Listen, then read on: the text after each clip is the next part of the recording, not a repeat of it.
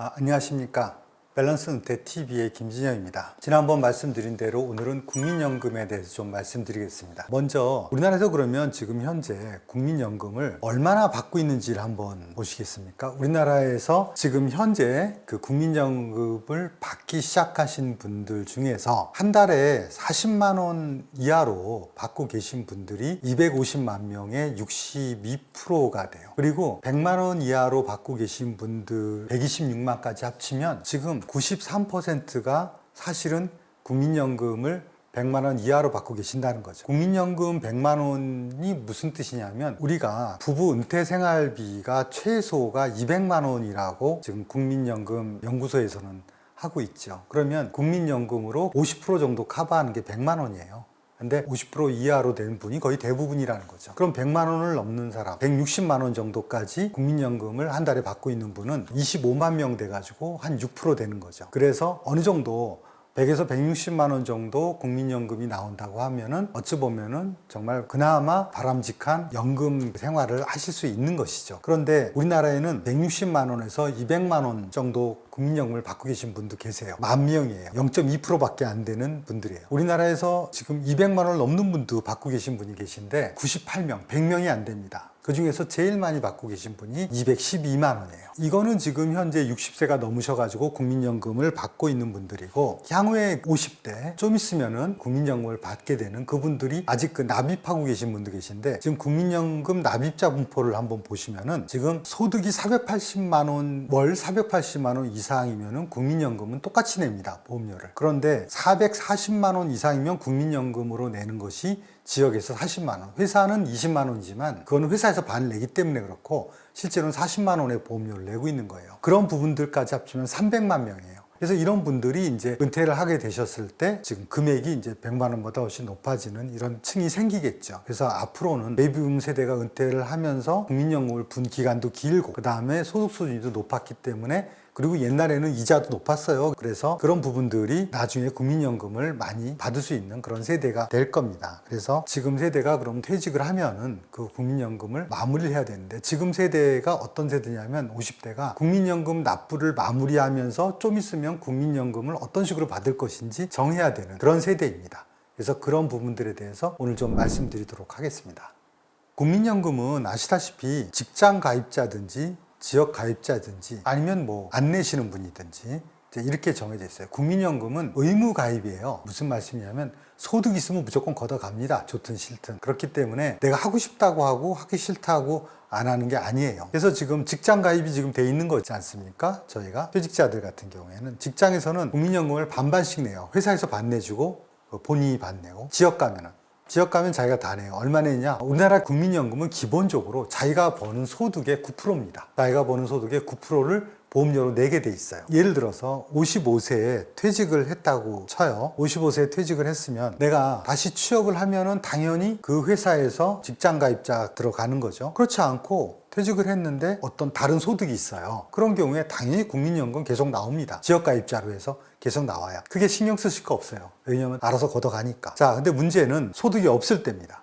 자, 소득이 이제 없으면 그럼 국민연금을 내야 돼 말아야 돼, 이런 문제가 이제 생기잖아요. 그러면 한번 먼저 판단을 해 보실 게 있죠. 우리가 연금이라는 것이 뭐고 국민연금은 그 중에서 뭐냐. 국민연금은 가장 기본적인 그 연금이에요. 그런데 국민연금만으로 사는 건 아니거든요. 근데 국민연금의 특징이 그게 60세 이후, 이제 앞으로는 이제 65세까지 그것이 점점 늦춰져 가지고 65세 이후에 받게 되는데, 그 이후 부분 쪽에서 연금은 국민연금이 큰 비중을 차지합니다. 대부분의 연금이라는 것은 사실은 그 이전, 국민연금 이전 아니면 국민연금과 중복되더라도 조금 넘어가는 기간까지를 커버하는 경우가 많아요. 국민연금은 사실은 종신형이기 때문에 쉽게 얘기해서 죽을 때까지 주는 거예요. 그리고 죽고 나서도 배우자한테까지 계속 주거나 그 유족들한테까지 주는 거기 때문에 가장 길다고 볼 수 있죠. 그래서 나중 끝부분 쪽에서는 국민연금 부분이 어느 정도 커버를 해줘야 되는 겁니다. 그래서 이 부분이 이제 중요한데, 자, 소득이 없다. 그러면 소득이 없는데 어쩝니까? 내지 말아야지. 안 내도 그만이에요. 소득이 없으면은 내지 않으면 되는 거죠. 그럼 내지 않으면 무슨 큰일이 생기느냐? 큰일이 생기는 것도 없죠. 왜냐하면 내지 않는 기간만큼 나중에 덜 받게 되는 거죠. 그러면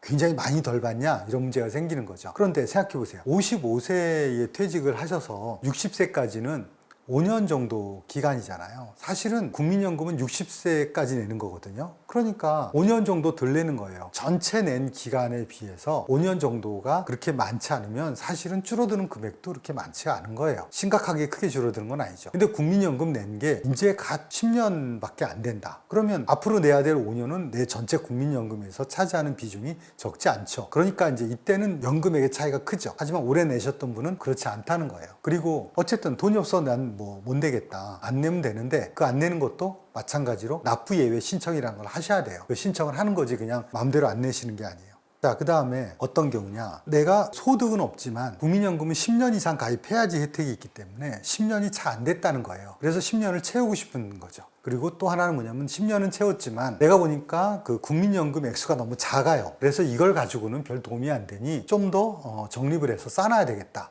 라고 생각하는 분도 계시잖아요. 그런 분들 같은 경우에 할 수 있는 것이 뭐냐면 소득이 없더라도, 소득이 있으면야 당연히 국민연금 나가지만 소득이 없더라도 이미 가입이라고 해가지고 신청해가지고 돈을 더 내서 적립을 할 수가 있어요. 그런데 이때 좀 알아야 되는 것이 뭐냐면 퇴직을 해서 소득이 없다 그러면 뭐를 받죠? 우리가 구직급여를 받지 않습니까? 우리가 보통 실업수당이라고 하는 거 그걸 받는데 이 구직급여를 받을 때는 국민연금을 어떻게 해야 되느냐. 구직급여를 받을 때 국민연금을 내겠다고 하면은 나라에서 보태줍니다. 어떻게 보태주느냐. 구직급여를 받는 기간이 9개월, 10개월, 그 다음에 이제 나중에 또 받고 이렇게 할 수가 있겠죠. 그렇게 되는데 국민연금을 내는 금액을 최대 63,000원, 그러니까 보험료가 63,000원을 국민연금으로 내는 거예요. 근데 그 63,000원이 최대인데 그 63,000원에서 나는 4분의 1인 16,000원 정도, 정확히는 15,750이지만 그 부분 쪽을 알아서 내주는 거예요. 그러니까 내가 실업 구직급여를 받고 있을 때 국민연금을 내겠다. 그리고 내가 16,000원 정도 내겠다고 하면 나머지를 나라에서 합쳐가지고 국민연금을 63,000원을 내주는 겁니다. 이렇게 해가지고 길게는 12개월, 그 다음에 한번 구직급여를 받고 있는 동안에 9개월, 이때 나가는 겁니다. 그러면 생각해 보시면 내가 돈을 더 내서라도 임의 가입을 하고 싶다는 거예요. 임의 가입을 하고 싶으면 어차피 국민연금 납입을 할 텐데 그때 만약에 구직급여를 받고 있었다면은 그러면 그때는 조금만 내고도 이 정도 되니까 그 기간 중에는 실업 크레딧이라고 그걸 받는 거죠. 그걸 받고 그 다음에 뒤에 그게 끝나면 자기가 임의 가입이라고 해서 돈을 더 내시면 되는 거예요. 이거는 기본적으로 왜 하냐면 국민연금 부분 쪽을 어느 정도, 그 어느 정도라는 게 뭐냐면 100만 원 정도를 기준으로 보시면 돼요. 부부 최저 은퇴 생활비의 반 정도는 국민연금을 어느 정도 있어야지 된다 이렇게 생각하시면 되는 거고, 그러면 이제 60세가 되면은 직장 가입자도 내는 게 멈추고 지역 가입자도 보험료 내는 게 멈춥니다. 그리고 납부 예외를 신청한 사람들은 안 내고 계속 있었던 거니까 계속 안 내는 거죠. 그 뒤도. 그 다음에 실업 크레딧 받은 사람은 잠깐 있는 거니까 그 뒤에 다시 뭐 임의 가입을 하든지 안 내시든지, 그 다음에 임의 가입을 한 사람은 임의 가입을 해서 소득이 없더라도 계속 내는 이런 식의 형태로 60세까지 오게 됩니다. 어떤 형태가 됐든지 간에 60세가 되시면 그때부터 65세까지는 국민연금을 내지 않는 기간이에요. 뭐냐면 우리가 뭐 밥을 했을 때 뜸들이는 기간인 거예요. 이 뜸들이는 기간에 진입을 하는 겁니다. 이 뜸들이는 기간에도 계속 내겠다는 분이 계시는 거죠. 누구냐 하면 나 10년 못 채웠다는 거죠. 내가 혜택을 받으려면 10년을 채워야 되는데 나 아직 10년을 못 채웠어. 이런 분들. 그다음에 아까 말씀드린 대로 임의 가입이든 뭐든 해서 돈을 냈는데 여전히 연금액이 너무 작아. 그래서 이거 가지고는 안 되겠으니까 좀 더 내야 되겠다 해서, 그것은 직장 가입자였든 지역 가입자였든 임의 가입자였든 아무 상관없습니다. 단지 뭐냐면 그동안 계속 납부를 안 하고 있었던 사람이 이걸 그때 가서 할 수는 없어요. 그동안 뭐 납부 예외자로 해서 계속 돈을 안 내고 있다가 갑자기 60대 돼가지고 남들 다 돈 안 내기 시작하는데 그때 가서 나 지금부터 저기 국민연금 모자라니까 더 내겠어요. 그건 안 됩니다. 적어도 임의 가입을 하든지 뭔가 하고 있어야 돼요. 만약에 이걸 하고 싶으면 60세 되기 전에 그러면 임의 가입을 하셔야 되는 거예요. 그래서 이런 분들이 이제 더 넣어서 65세까지 이제 보충하고 뜸들이는 기간이 이제 지났지 않습니까? 그러면 그때부터 이제 65세는 나중에가 65세가 되는 거고, 현재는 62세 되시는 분 받고 63세, 4세, 5세 계속 늘어납니다. 그래서 나중에는 이제 69년생 이후로는 전부 65세에서부터 국민연금을 받게 되는데, 이때 어떻게 받냐 하면 자기가 받을 연금 나이가 됐을 때 정상연금은 보시면은 65세 됐을 때 정상연금이라고 해서 쭉 자기 수명까지 쭉 받게 되지 않습니까? 그렇게 되는데 만약에 내가 아까 60에서 65세 때 국민연금을 내지 않는 기간이 있는데 그 기간에 소득이 없어서 국민연금이라도 빨리 당겨서 받아야 되겠다. 이런 분이 계실 수 있잖아요. 조기연금을 받으실 수 있어요. 조기연금은 이제 땡겨서 받는 거죠. 최대 5년까지 땡겨서 국민연금을 받는 거죠. 그리고 또 반대로 나는 그러면 내 나이 됐을 때 받지 않고 한 5년 뒤에 받을래. 5년 뒤에 받으면 뭐 금액이 더 많다면서 하면서 이제 5년 뒤서부터 받겠다. 이런 분들이 계세요. 이런 분들은 뭐 여러 이유가 있는데 뭐 소득이 있어가지고 지금은 쓸 게 있으니까 굳이 지금 국민연금 받지 않아도 된다. 라는 분도 있고, 내가 적어도 딴 사람 몰라도 나는 100세까지 살 자신 있으니까 그때까지 나는 그걸 받아야 되겠다, 이런 분들이 있는 거죠. 그래서 여기서 제일 논란이 되는 부분들이 뭐냐면, 그러면 조기연금을 받는 게 유리하냐, 연기연금을 받는 게 유리하냐, 아니면 그대로 받느냐, 이런 부분들이 굉장히 논란이 많아요. 그리고 이런 부분들이 우리나라만 그런 것이 아니라 미국 같은 다른 나라도 이걸 땡겨받는 게 유리한지, 정말 뒤로 미루는 것이 유리한지, 이거에 관련돼 가지고 별의별 시뮬레이션서부터 이런 부분들이 다 합니다. 한마디로 말씀드리면 뭐냐면 다 똑같아요. 이러거나 저러거나.